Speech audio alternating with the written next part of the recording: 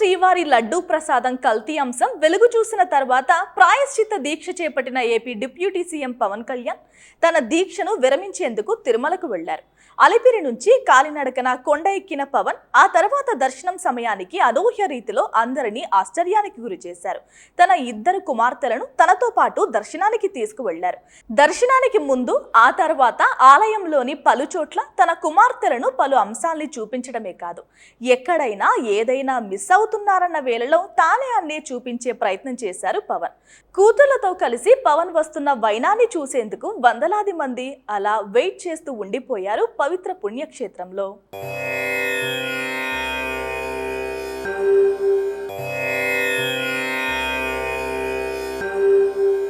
దర్శనం తర్వాత స్వామివారి ప్రసాదంగా చెప్పే శ్రీ వెంగమాంబ అన్నదాత సత్రానికి వెళ్లి భోజనం చేశారు.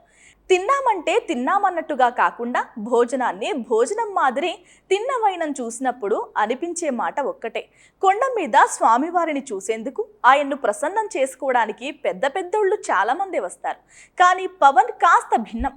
స్వామివారి దర్శనానికి వచ్చినప్పటికీ కొండకు సంబంధించిన అన్ని అంశాల్ని పరిశీలించడం, అన్నింట్లోనూ భక్తితోనూ శ్రద్ధతోనూ పరిశీలిస్తూ ముందుకు సాగిన వైనం కొట్టొచ్చినట్టుగా కనిపించక మానదు.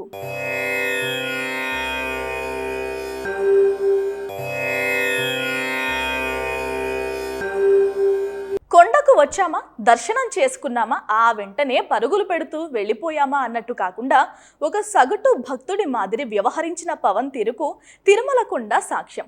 ఇందుకు తగ్గట్టు తిరుమల కొండ మీద ఆయన వెళ్ళిన ప్రతి చోట ఆయన్ను చూసేందుకు వందలాది మంది వెయిట్ చేయడం కనిపిస్తోంది.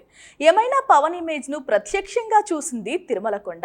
ఇంత చేసినా అంత పవర్ పెట్టుకుని ఎలా చెలరేగిపోయాడన్న చెడ్డ పేరును మూటకట్టుకోకుండా ఎంత ఒద్దికగా వ్యవహరించాడన్న భావన కలిగేలా చేయడమే పవన్ ప్రత్యేకతగా చెప్పక తప్పదు.